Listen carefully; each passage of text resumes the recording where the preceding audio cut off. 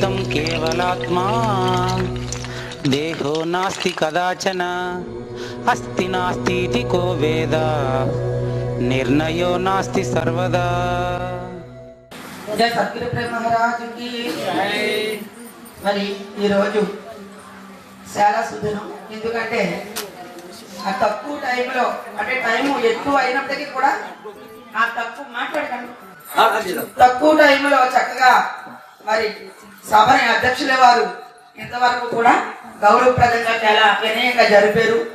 ఇది వారు కూడా ఎక్కడన్నా ఎందుకంటే మా మాటను గౌరవించి ఇంతవరకు ఉండడం చాలా గొప్పతనమే, గొప్పే. ఎందుకనంటే ఆయనకి అసలు ఎక్కడ ఖాళీ ఉండదు. నేనే చెప్పాను పొద్దుట, అన్నయ్య పెద్దలు ఎవరు రాలేదు, మీరైనా రెడ్డి బాబు కారు ఉంది కదా అంటే ఇదిగో అనివార్య కార్యాలు వాళ్ళు రాలేదు కదా మరి అంటే ట్రైన్ మొదలు అలా అని చెప్పాను. అంటే ఆ కారు ఉంది కాబట్టి మరి మహానుభావుడు వచ్చి ఆయన కర్తవ్యాన్ని ఇక్కడ చక్కగా నిర్వర్తించారు. చాలా సంతోషం. మీరందరూ కూడా మరి బళ్ళు మీద వచ్చారు. నాగబాబు పూజ జయప్రదం చేశారు. అయితే ఇంతవరకు కూడా చక్కగా చాలా గొప్పగా అంటే కొద్దిమంది అయినా గౌరవప్రదంగానే చక్కగా జరిపారు, మాట్లాడారు కూడాను.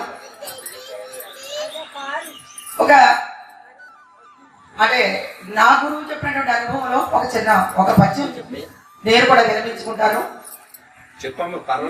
పెట్టియ లోపలి గారడి చెట్టిపై గాన వచ్చి చెట్టిని చూడన్ గట్టుపై తోసినిది కను కట్టు సుమి దాని వలనే కనిపించు నెరుక ఎంతలో అంతలో ఎచ్చట కనిపించదెరుక దిట్టము బోధ చేపట్టి ఎరుకను తిరిగి పుట్టకుండగా పుట్టి ముంచుము లేందే కనిపించదెరుక అంతలో ఎరుక అంతలో ఎచ్చట కనిపించదెరుక అన్నాడు. అంటే ఈ ఎరుక ఎలా ఉంది అని అంటే గురుడు గారడి వాడు అంటే గురుడు ఎటువంటి వాడు అంటే గారడి లాంటి వాడు. ఎందుకునంటే ఈ ఎరుకని అంటే లేది ఉన్నట్టుగా ఆపాదించింది కనుక లేని దాన్ని లేకుండా చెయ్యాలి కనుక అందుకు లేనిది ఉన్నట్లుగా ఆపాదించిందని ఎవరికి తెలుసు అంటే గురువుకే తెలుసు. మరి గురువు తెలుసు కాబట్టి కదా అది ఎలాగా ఆపాదించిందో శిష్యుడికి ఉపదేశం ఇచ్చి మరి వాడిని అభ్యాసంగా అతీతంగా ఆరుడతీతములుగా పరిశోధించుకు తీసుకువెళ్ళి వాడు ఆపాదించినటువంటి చోటుకి తీసుకువెళ్ళి వారికి కూడా ఇక్కడ నుంచి ఆపాదించిందని శిష్యుడికి కూడా బోధపడాలి కదా. అందుకు తన గురువు దగ్గర నేర్చుకున్నటువంటి విద్యని ఇప్పుడు ఎలాగా కృష్ణ ప్రభు వారు అంటారు అంటే ఏ విధంగా శిష్యుడికి ప్రబోధ చేశాడంటే ఒక వీడు ఇప్పుడు గారడి వాడు అందరూ చూస్తుండగా ఒక అమ్మాయిని ఒక బాలికని అంటే మరి గారడి వాడు ఒక డప్పు కొట్టడానికి కూడా ఏదో జరుగుతుంది, అందరూ వస్తారు కదా. అందరూ వచ్చినప్పుడు ఒక సభ కింద ఎలాగ ఏర్పాటు అవుతారు. వాళ్ళందరూ చూస్తుంటే వీళ్ళందరూ ఇప్పుడైతే సినిమాలు ఈ టీవీలో వచ్చాయి కాబట్టి ఎవరు పెద్ద పట్టించుకునే వాళ్ళు లేరు. వాళ్ళ రావట్లేదు కదండి. మా చిన్నతనంలో వారు వచ్చి కాగితం ముక్కలు అవి ఇవి రూపాయలు కాగితాలు పెట్టి రూపాయలు అవి తీసేవారు, మేము చూసేవారు చిన్నప్పుడు. అయితే వాడేంటి లాస్ట్ని అడిచి ఏళ్ళిచ్చి రూపాయి కోసం అన్ని కాగితం ముక్కలే రూపాయలుగా తీయగలేడంటే మనం ఇచ్చి రూపాయికి 2 రూపాయలకి మరి అందుకే కదా వాడు అక్కడ గుడ్డ పరుచుకుని నిజమైతే మనం ఇచ్చి రూపాయలు ఆడేందుకు ఆడే 2 రూపాయలు చేసుకున్నాం అంటే వాడికి అబద్ధం, చూసే వాళ్ళకి మాత్రం నిజం.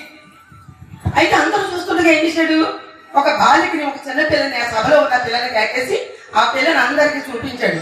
ఇదిగో ఈ బాలికని పెట్టెలో పెడతానని పెట్టెలో పెట్టాడు. ఇప్పుడు అందరూ జనం అంతా ఎక్కడ చూస్తారు, పెట్టెలో చూస్తారు. పెట్టెలో పెట్టి కదా మళ్ళీ ఎప్పుడు తిట్టానని చెప్పేసి పెట్టాక చూస్తున్నారు. కొంతసేపట్లో అక్కడ చెట్టు ఉంటే చెట్టుపై చూపిస్తున్నాడు.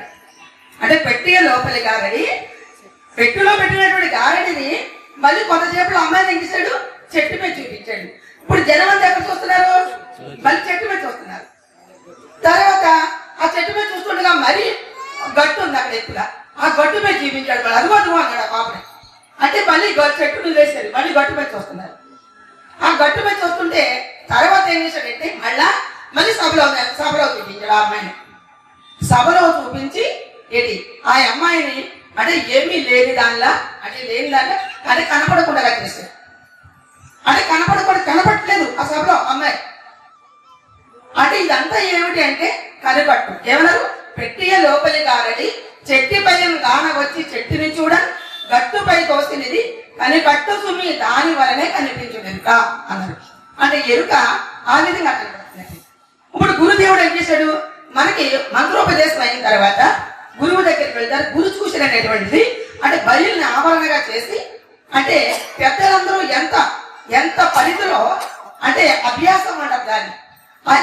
ఈ గారడి ఎరుకు లోపల ఉంది కదా, అంటే ఎరుకు ఉంది కదా లోపల.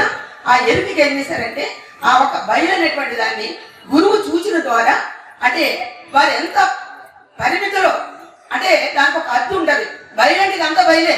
ఈ బయలు పెద్దలు అంటారు ఇది బయలు కాదు, ఇది భగవంతుడు అయినప్పటికీ నీకు మాత్రం భగవంతుడు కాదు. ఎందుకంటే నీ కంటికి కనపడేది బయలు ఎందుకు అవుతుంది? నువ్వు లేని బయలు అవుతుంది. కానీ ఇక్కడ దానికి రామయోగి అంటారు భూత ప్రపంచ, ఇది చెప్తాను ఈ పద్యం అయిన తర్వాత. భూత ప్రపంచకములో చాటిగా నాకాశం ఒకటి కాన్పడుదాని యాతిరయ చలంబని యమ దూతలగా పలకెరమిత దృష్టా బోధకులు ఏదార్థ సంపదకి నామతులు ప్రీతి పరిపూర్ణమీదే తెలుసు బొమ్మని దాటాక గురు బోధ పాఠకాములు వినకు దుష్టా బోధకులు ఏదార్థ సంపదహీన మతులు అన్నారు. అంటే భూత ప్రపంచంలో చాతిక ఆకాశం ఒకటి కనపడేదాని. ఇప్పుడు నీకు కనపడేది ఏంటంటే ఆకాశం. ఇది అంటే నీ కంటికి కనపడేది ఏంటి? ఆకాశము. ఇప్పుడు ఒకప్పుడు నిర్మలామ్మ గారు అదే దంతులు జగన్నాథరాజు గారు వారి దగ్గరికి తీసుకువెళ్ళారు. ఎవరు? గురువు గారు. ఆవిడ ఏమన్నారంటే నేను ఇది పరిపూర్ణం అంటాను, నువ్వేమంటావు అని అడిగారు. అంటే అంతటా నిండింది కదా పరిపూర్ణం. సూది మనకు వచ్చడానికి వీలు లేకుండా ఉంది కదా, అందుకు ఇది పరిపూర్ణం అంటాను, నువ్వేమంటావు అని అడిగారు. అంటే ఇరుకుడ మాట వద్దప్పటికి స్వానుభవం లేదు. ఇది నా స్వరూపం అని చెప్పేసాను. నీ స్వరూపం ఎందుకు అయితే అన్నారు? ఇది నాకు తెలియబడుతుంది కాబట్టి నా స్వరూపం అను. అండి అప్పుడు అన్నారు బాబు రామారావు బాబు ఈ అమ్మాయిని బాగా తయారు చేయను ఆయన అన్నారు.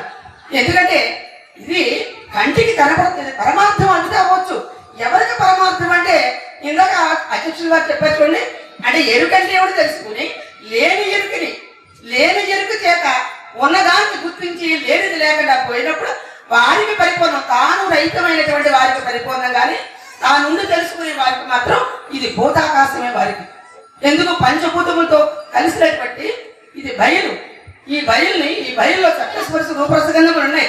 ఇప్పుడు శబ్దస్పర్శ రూపరసగంధములు లేనటువంటి బయలు అంటే ఇప్పుడు తెలుసుకుని బయలులో శబ్దము స్పర్శ రూపము రసము గ్రంథము ఎలా ఉన్నాయో తెలుసుకుని ఆ శబ్దస్పర్శ రూపరసగంధములు ఎలా లేవో గురుప్రోక్తంగా తెలుసుకున్నప్పుడు అవి లేనప్పుడు తాను బయలు అవుతాడు. ఇది గురుప్రోక్తంగా పరిశోధించుకునే విషయం. అందుకే చెప్తున్నారు పెట్టిలో గారడి పెట్టాడు. ఇప్పుడు ఏంటి? అభ్యాసం అనే పెట్టిలో పెట్టాడు. ఎవరు? గురుదేవుడు. ఈ ఎరుకు ఎందులో పెట్టాడు? తీసుకెళ్ళి అభ్యాసం అనేటువంటి సాంప్రదాయం అనేటువంటి వస్తువులో పెట్టాడు. దీన్ని తీసుకువెళ్ళి పెట్టి కొంతసేపులో ఈ శరీరం అనే గట్టులో అతీతమైన అవస్థలో చూపించాడు. అతీతంగా చూపించాడు దాన్ని.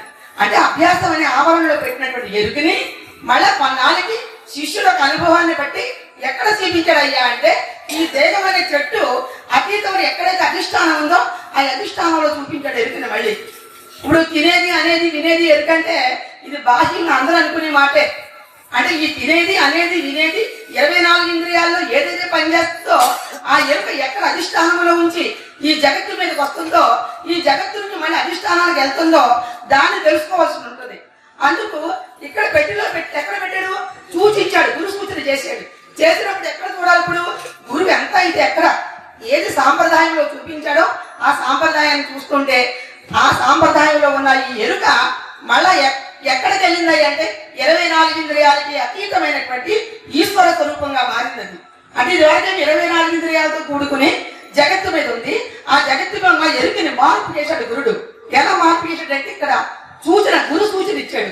ఆ సూచనలో పరిశోధన చేస్తుంటే 24 ఇంద్రియాలకు ఉన్నటువంటి ఈ ఒక దౌర్బల్యం వదిలిపోయి 25వ ఈశ్వర స్వరూపుడయ్యి ఎక్కడున్నాడయ్యా అంటే అధిష్టాన చైతన్య పురుషుడిగా ఉన్నాడు. అధిష్టాన చైతన్య పురుషుడిగా ఉన్నప్పుడు అక్కడ చూపించాడు మళ్ళీ ఎరుకుని. మరి ఎక్కడ చూపింది అక్కడే చూడాలి గురువు. అక్కడ చూస్తే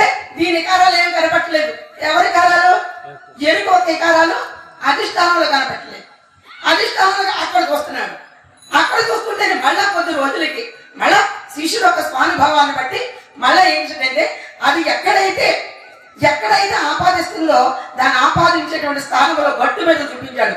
అంటే గట్టు అంటే అది ఎక్కడ నుంచి అయితే వస్తుందో ఆ వచ్చేదే దాని గట్టు, ఆ గట్టు మీద చూపించాడు. చూపించినప్పుడు ఏం చేశాడు, మళ్ళీ వెళ్ళి ఆ స్థితిలో మళ్ళీ ఆ గట్టు మీద వెళ్ళి చూశాడు.